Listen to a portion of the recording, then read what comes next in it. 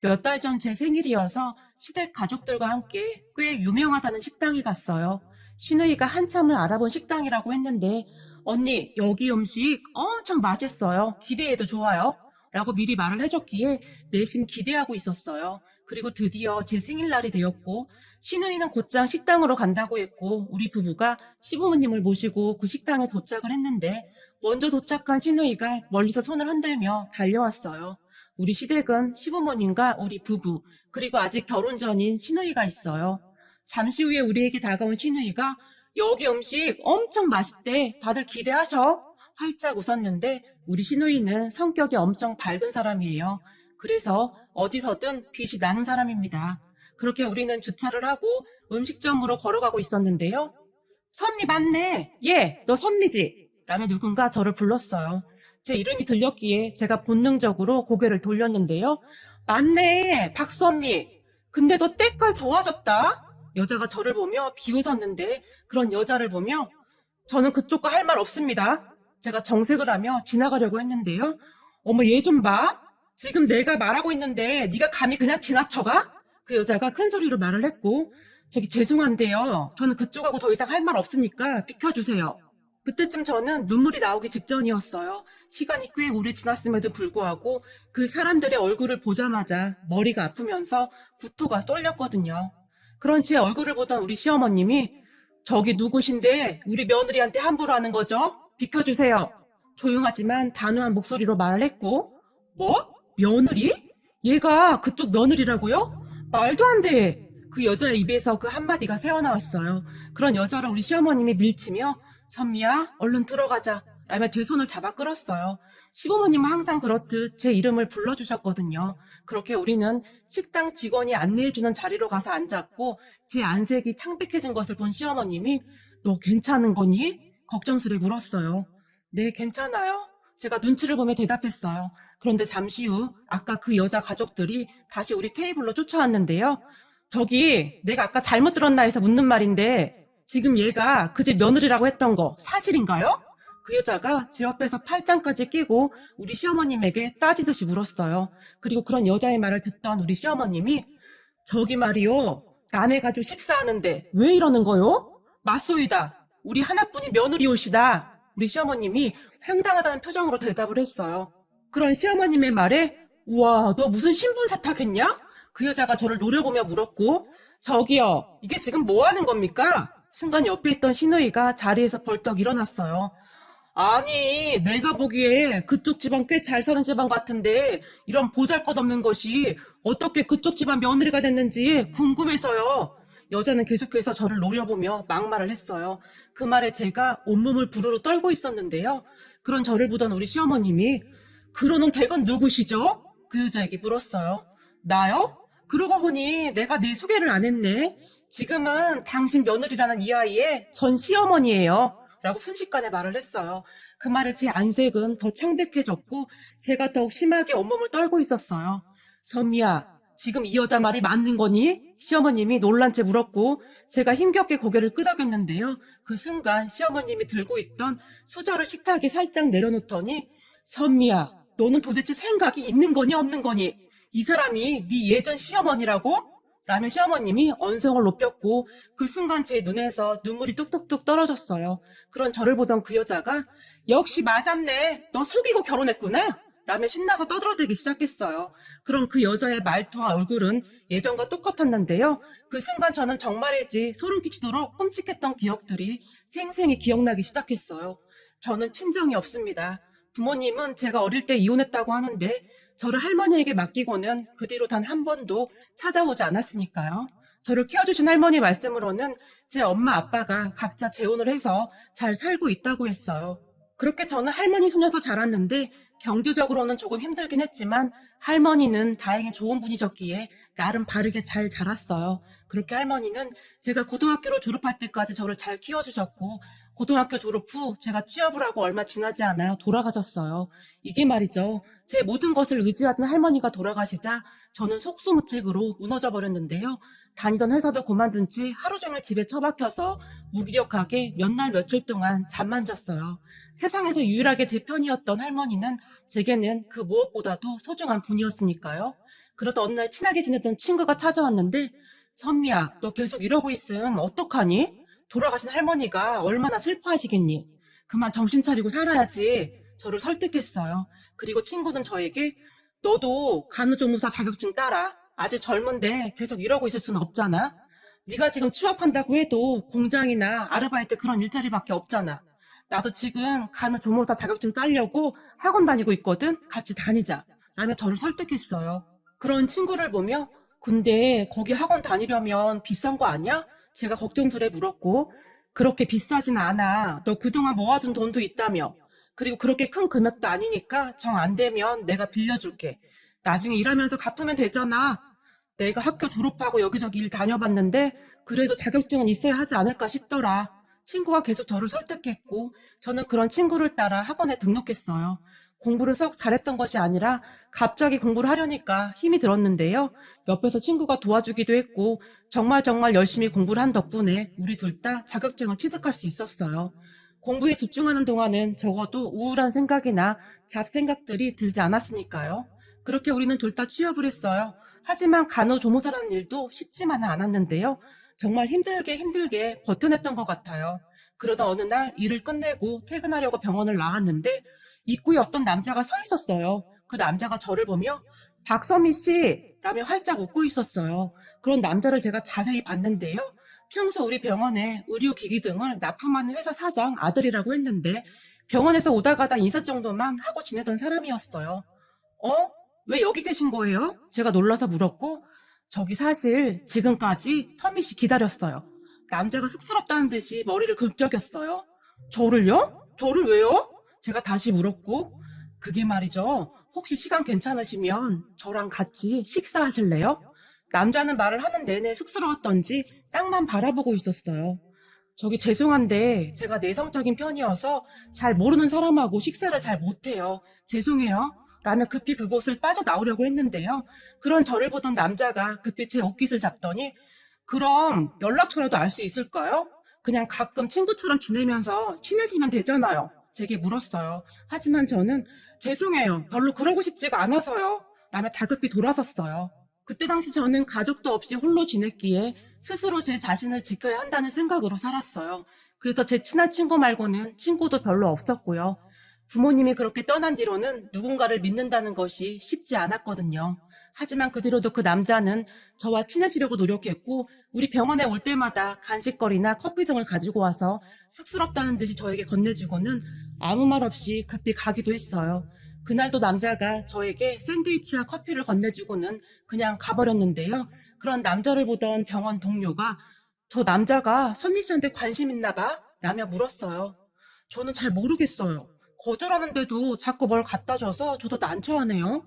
제가 난감하다는 표정으로 말을 했는데 선미 씨 혹시 말이야 저 남자 어떤 사람인 줄 알아? 동료가 제게 물었고 우리 병원에 의료기기 납품하는 회사 사장 아들 아니에요? 제가 대수롭지 않다는 듯이 대답했어요.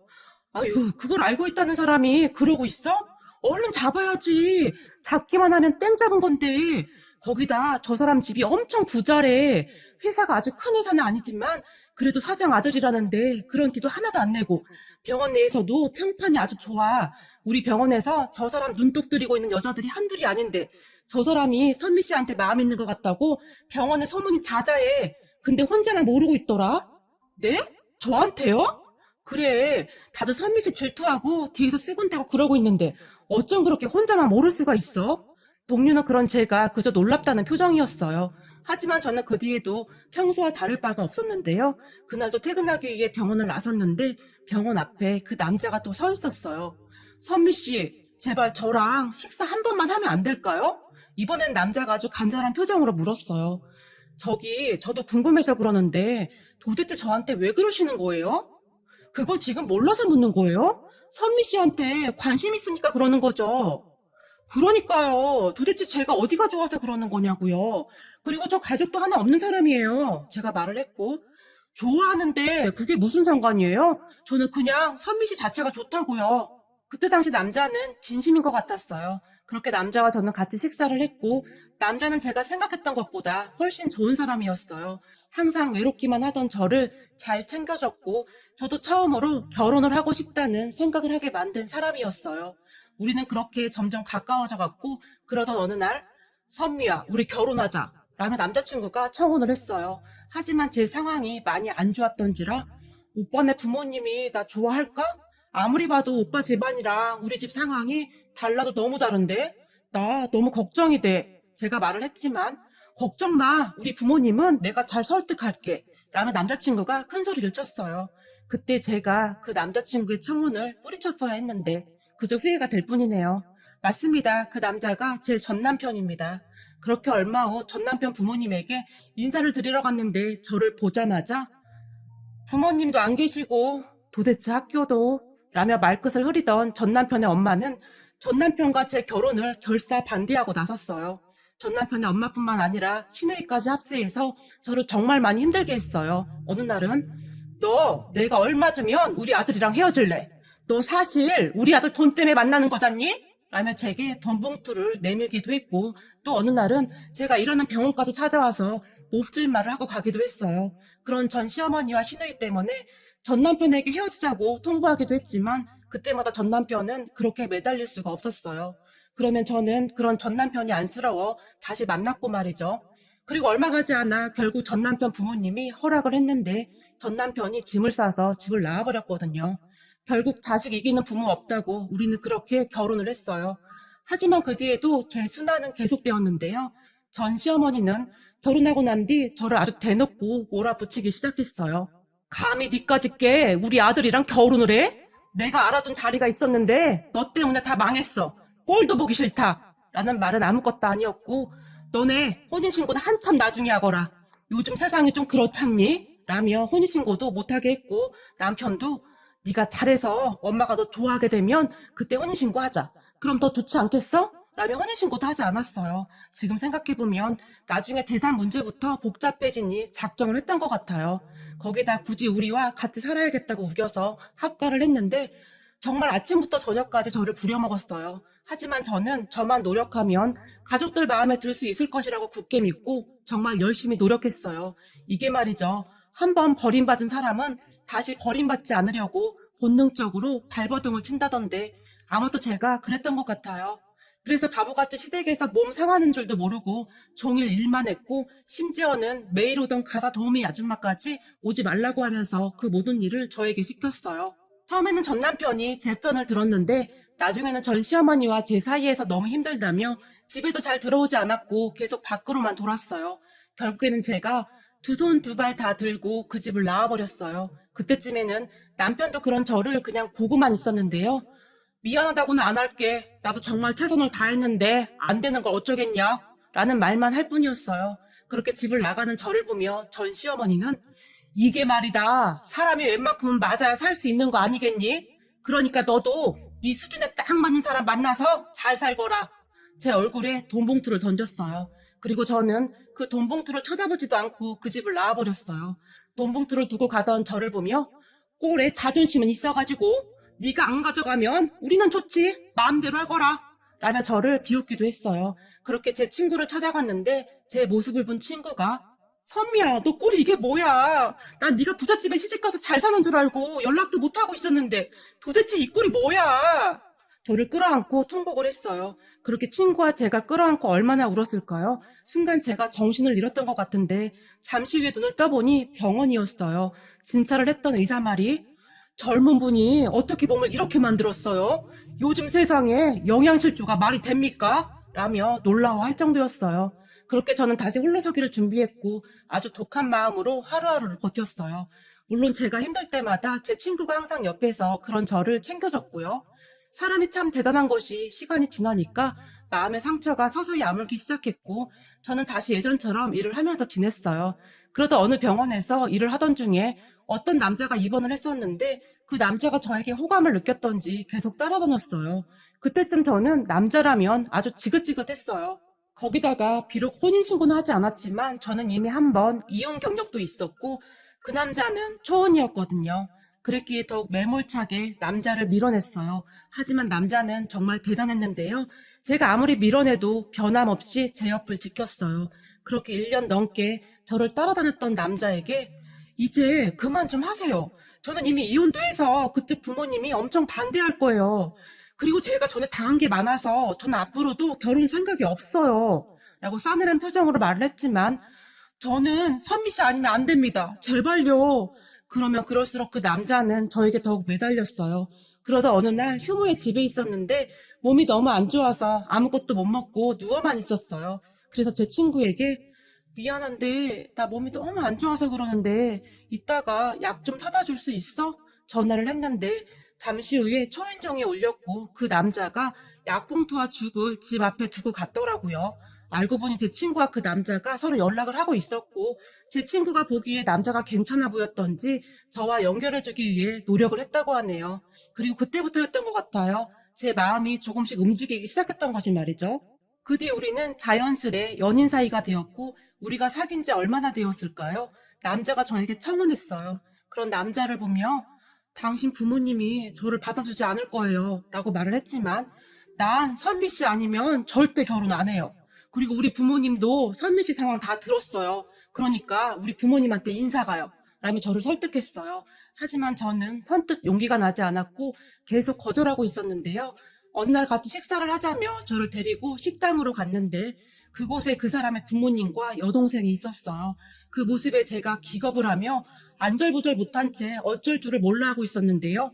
앉아요. 그 사람 어머니가 조용히 말을 했고 제가 엉거주춤 자리에 앉았는데 뭘 좋아할지 몰라서 우리가 알아서 시켰는데 괜찮을까요? 그 사람 어머니가 다시 제게 물었어요. 그 말에 네, 제가 기어들어가는 목소리로 말을 했는데 너무나 긴장을 했던지 목소리도 잘 나오지 않았어요. 잠시 후 음식이 나왔고 자, 먹죠. 이번에는 그 사람의 아버지가 말을 했어요. 하지만 저는 선뜻 음식을 먹을 수가 없었는데요. 전에 한 번 호되게 당했던지라 두 번 다시 그런 일을 겪고 싶지 않았어요. 그래서 정말 힘겹게 제가 입을 열었어요. 저기 죄송한데요. 정호 씨가 뭔가 착각을 한 것 같습니다. 저는 정호 씨랑 결혼 생각이 없으니 너무 걱정하지 마십시오. 잔뜩 긴장을 하고 있던지라 어떠한 말을 했는지도 잘 기억이 안 나긴 하는데 대충 그렇게 말을 한 것 같아요. 그런데 그런 제 말을 듣던 그 사람의 어머니가 왜 그런 말을 하는 거죠? 아가씨는 우리 아들을 사랑하지 않는다는 말인가요? 그럼 우리 아들 혼자 결혼하겠다고 이 난리란 말인가요? 아니, 저는 그게 아니라 정호 씨에 비해 제가 너무 많이 부족하니까 부모님께서도 아무래도 걱정하실까 봐 그래서 라고 말을 하던 중에 제가 그만 눈물을 쏟고 말았어요. 전에 겪었던 일을 모두 잊었다고 생각하고 있었는데 그때의 일들이 갑자기 생각나면서 폭폭 눈물이 나왔어요. 그렇게 눈물을 흘리던 제 모습을 보며 그 사람의 여동생이 조용히 제 손을 잡아주며 괜찮아요. 우리 오빠도 어디 하나 잘난 게 없어서요. 제가 보기에 언니가 우리 오빠를 너무 과대평가한 것 같은데요? 라고 웃었어요. 그리고 그 사람의 어머니도 그래, 우리 딸 말이 맞는 것 같네. 사실 우리 아들이지만 부족한 게 많아요. 라며 저에게 젓가락을 들려주며 자, 먹어요. 우리 가족은 맛있는 음식 엄청 좋아해서 앞으로 엄청 먹으러 다닐 건데 괜찮겠어요? 그 사람의 어머니가 다시 활짝 웃었어요. 제게 그렇게 따뜻하게 대해주신 분들이 지금의 우리 시부모님과 시누이입니다. 제 생각과는 다르게 저에게 정말 잘해주셨는데요. 어느 날은 저를 집으로 초대해주셨는데 저는 시댁을 방문하고 정말 많이 놀랐습니다. 그동안 남편이 그런 내색을 하지 않았기에 저는 전혀 몰랐는데요. 시댁은 제가 생각했던 것보다 훨씬 잘 사는 것 같았어요. 전 남편 집에 처음 갔을 때도 눈이 휘둥그레졌었는데 그 집하고는 비교가 되지 않을 정도로 부자였어요. 그래서 저는 더욱 이해가 되지 않았어요. 이렇게 부잣집에서 저 같은 이혼녀 며느리를 허락한 것이 도무지 이해가 되질 않았어요. 하지만 그런 생각을 했다는 것이 창피할 정도로 시댁 가족들은 정말 좋은 분들이었고 우리는 정말 행복하게 결혼을 했어요. 그리고 저는 꿈인지 생시인지 모를 정도로 하루하루가 정말 행복했는데요. 그때 처음 저에게도 진짜 가족이 생겼다는 생각이 들 정도였어요. 그런 저를 보며 친구가 거봐, 내가 사람 보는 눈이 있었다니까. 네 남편 정말 괜찮아 보였어. 정말 다행이다. 네가 행복해져서 정말 다행이야. 라며 축하해 줄 정도였어요. 그렇게 정말 행복한 시간이었는데 하필 제 생일날 음식점에서 기억하기도 싫었던 전 남편 가족들을 만났던 거였어요. 순간 아팠던 기억이 다시 떠올랐고 저는 사시나무 떨듯이 온몸을 떨고 있었어요. 그렇게 떨고 있던 저를 보며 우리 시어머님이 너는 생각이 있는 거니 없는 거니? 어쩌면 이런 격 떨어지는 천박한 집구석과 결혼을 했던 거니? 라며 물을 한 잔 마셨어요. 그런 우리 시어머님의 말에 뭐? 벽이 떨어져? 당신들 우리 남편이 누군 줄 알아? 전 시어머니가 가방에서 명함을 한 장 꺼내더니 우리 시어머님에게 던졌고 바닥에 떨어진 명함을 슬쩍 본 우리 시어머님이 땡땡 회사 이런 회사도 있었나? 요즘은 개나 소나 다 사장이래 라며 더 큰 소리로 비웃었어요. 뭐? 당신 지금 뭐라고 했어? 그래도 겉모습이 번지름해 보이길래 좀 사는 집인 줄 알았더니 역시 개뿔도 없는 집구석이었구만. 그러면 그렇지. 네 주제에 그런 집안에 시집이나 갈 수 있었겠냐? 전 시어머니도 지지 않고 더 큰 소리로 말을 했는데요. 그 순간 우리 시누이가 앞에 있던 깍두기 그릇을 살짝 밀어 바닥으로 떨어뜨렸는데 그 깍두기가 전 시어머니의 발에 그대로 떨어져 버렸어요. 그 바람에 전 시어머니가 아, 이런 미친 것들이 있나? 라며 호들갑을 떨고 있었고, 아니, 이 멀쩡히 갑자기 왜 떨어지지? 라며 시누이가 다시 물컵을 엎어버렸어요. 그 바람에 전 시어머니의 발이 다 젖어버렸는데요. 야, 이런 싸가지 없는 거사, 너 고의적으로 그랬지? 라며 우리 시누이에게 달라들었어요. 그 모습에 제가 놀라서 벌떡 일어났는데요. 저보다 우리 시어머님이 더 빠르게 일어났고 순식간에 전 시어머니의 머리채를 잡고 놓질 않았어요. 그렇게 식당은 난장판이 돼버렸고 곧 경찰이 왔고 우리 모두는 경찰서로 가게 되었어요. 그리고 그곳에서 우리 시아버님이 저 땡땡 회사 사장입니다. 우리 변호사 좀 불러도 될까요? 라고 경찰에게 물었고 네? 땡땡 회사 사장님이요? 그런데 사장님이 어쩌시다가 라며 말끝을 흐렸어요. 평소 지역사회에 좋은 일도 많이 하시고 그랬기에 그 지역에서는 시아버님이 경영하고 있는 회사가 사람들에게 꽤 평판이 좋은 회사였어요. 그리고 그 말을 듣고 있던 전 시댁 가족들이 많이 놀란 듯 했는데요. 당신이 땡땡 회사 사장이라고? 라며 전 시어머니가 물었고 그러게요. 제가 하필 땡땡 회사 사장이네요. 곧 우리 변호사 올 거니까 변호사 오면 말하죠. 라며 우리 시아버님이 조용히 말을 했어요. 그런 시아버님의 말을 듣고 있던 전 남편의 아버지가 저기 서로 쌍방인데 그냥 이쯤에서 끝내시죠. 라며 바로 꼬리를 내렸어요. 경찰서에서 나오기 전에 우리 시어머님이 한 번만 더 우리 며느리한테 함부로 말하기만 해봐. 그랬다가는 당신들 각오해야 할 거야. 전 시어머니에게 이까지 악문 채 말을 했어요. 그런데 우리 시부모님의 복수는 거기서 끝나지 않았어요. 시아버님이 발이 넓었기 때문에 아는 의사분들이 많았는데요. 그 의사분들에게 전 남편이 저에게 한 짓을 넌지시 말을 하면서 김 원장님, 혹시 땡땡 회사가 원장님 병원에 납품을 한다고 하던데 맞는지요? 라고 묻다가는 김 원장님, 저는 말입니다. 세상을 살아가는데 사람의 인성이 가장 중요하다고 생각합니다. 약자를 괴롭히는 그런 인간들이 잘 살면 안 되는데 말이죠. 그래서 제가 항상 기부도 하고 그러는 거 아니겠습니까? 힘든 세상 다 같이 잘 살아야 하지 않겠습니까? 그런데 땡땡 회사 그 사장이란 작자가 질적으로 좀 아닌 것 같던데 한번 잘 확인해 보시라고요. 라고 말을 했다고 하네요. 그리고 얼마 후에 전 남편이 저에게 연락을 했더라고요. 제가 그 인간이랑 헤어지고 전화번호를 다 바꿨는데 어떻게 안 것인지 제게 전화를 해서는 여보 미안한데 당신이 잘 좀 말해주면 안 될까? 지금 병원들이 우리 회사 제품 납품 안 받겠다고 난리야. 가뜩이나 큰 회사에 빌려서 요즘 안 그래도 어려웠었는데 제발 이렇게 부탁할게. 내가 부탁할 사람이 당신밖에 없어서. 그래도 나는 그때 당신을 진심으로 사랑했었잖아? 나 한 번만 봐줘라. 라며 빌어댔어요. 그 말에 여보라뇨. 말은 똑바로 하시죠. 그리고 제가 상관할 일이 아니라서요. 우리 시아버님이 하시는 일은 저도 잘 모릅니다. 그리고 앞으로 두 번 다시 전화하지 마시죠.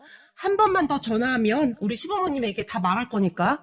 그럴수록 당신네 회사 더 힘들어지는 거 알죠? 라며 제가 전화를 끊어버렸어요.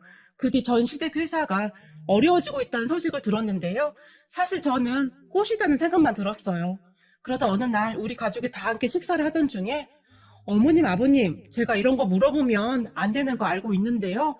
그래도 너무 궁금해서요. 라며 시부모님을 바라봤어요.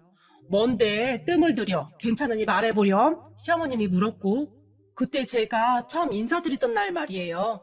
저 왜 허락해 주신 거예요? 솔직히 저 같은 며느리 탐탁지 않았을 것 같아서요. 제가 어렵게 입을 열었어요. 그 말에 사실 너를 만나기 전까지는 나도 참 많이 반대했다. 물론 우리가 사회에 좋은 일도 많이 하고 나름 부끄럽지 않게 살았다고 항상 생각하고 있었는데 말이다. 이게 내 자식 일이다 생각하니 나도 이기적이 되더구나. 라고 말을 하던 시어머님이 잠시 멈추고는 저를 빤히 바라봤는데요. 잠시 후에 시어머님이 조용히 다시 입을 열었는데, 우리가 너를 처음 만났을 때 말이다.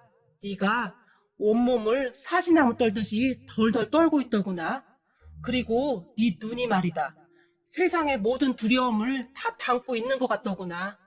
우리가 뭐라고 말한 것도 아닌데 그렇게 덜덜 떠는 네 모습을 보며 내 가슴이 아려왔어. 평소에 사람들 앞에서 그렇게 바른 사람인 척 하던 내가 말이야. 색안경을 끼고 널 바라보고 있더구나. 그 순간 내가 너무 창피해서 얼굴을 들 수가 없더구나.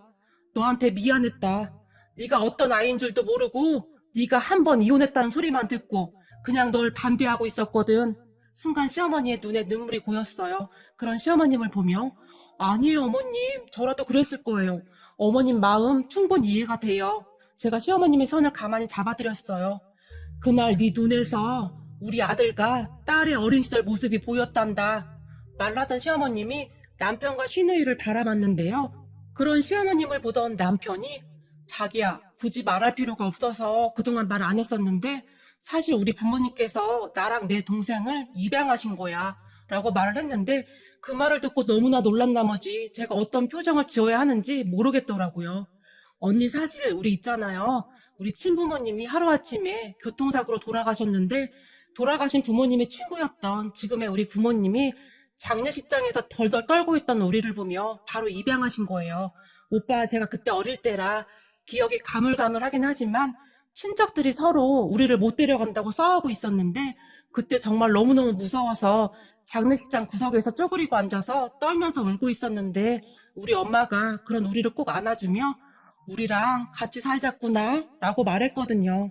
말을 하던 시누이가 시부모님을 바라보며 수줍게 웃고 있었고 우리 부부는 결혼하고도 한참이 지났지만 애가 안 생겼단다. 참 많이 노력했지만 우리가 무슨 잘못을 그리도 했는지 안 생기더구나. 그런데 그날 장례식장에서 우리 아들하고 딸이 덜덜 떨고 있는 걸 보는데 우리가 이 아이들의 부모가 되어주면 어떨까 하는 생각을 하게 되었고 그런 내 말에 네 시아버지도 별 고민도 안 하고 바로 그렇게 하자고 하더구나.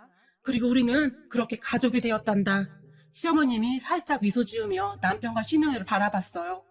사춘기 때 우리 오빠가 조금 방황한 것 빼고는 우린 참 좋았어. 시누이가 남편을 보며 장난스레 말을 했고 그때야 내가 철이 없어서 그랬지. 그치만 나 진짜 빨리 정신 차렸잖아. 남편이 수줍게 웃으며 말을 했어요. 그리고 시어머님이 저를 다시 보며 그런데 그날 네가 우리 앞에서 어찌나 덜덜 떨던지 우리 딸 어린 시절 모습이 떠오르기도 하고 내 마음이 참 안 좋았는데 널 만나고 돌아오던 길에 우리 딸이 엄마 아빠 좋은 사람들이잖아. 그러니까 그냥 언니의 본 모습만 봐주면 안 돼? 그날 엄마 아빠가 그냥 아무 말 없이 오빠와 나를 안아주던 그때처럼 말이야. 엄마도 봤잖아. 그 언니 몸을 계속 덜덜 떨고 있었어. 엄마 아빠가 따뜻하게 품어주면 좋을 것 같은데 어려울까? 라고 말을 하더구나. 그 말을 듣고 우리 스스로 많이 반성했다. 우리 딸 말이 맞더구나. 그 뒤 네 조건 말고 그냥 너만 바라보니 너는 참 좋은 아이더구나. 그래서 우리가 기쁘게 허락했던 거야. 처음에 너희들이 오해했던 부분은 미안했다. 라고 시어머님이 미안한 듯이 말을 했어요. 그 말에 제가 그 자리에서 다시 눈물을 쏟았는데요. 그리고 앞으로는 우리가 네 부모니까 어디 가서 기죽지 말고 혹여나 널 힘들게 했던 그 사람들을 다시 만나더라도 그때처럼 그렇게 주눅들지 말거라. 알겠니? 당당해지란 말이야. 시어머님이 단호한 표정으로 말을 했어요. 그런 시부모님을 바라보는데 문득 비록 부모복은 없었지만 이렇게 좋은 가족들이 생겼다는 것에 그저 감사할 따름이었어요. 우리 가족 항상 사랑하고 또 사랑합니다. 지금처럼만 서로 아끼면서 행복하게 살아요. 우리 가족 사랑합니다.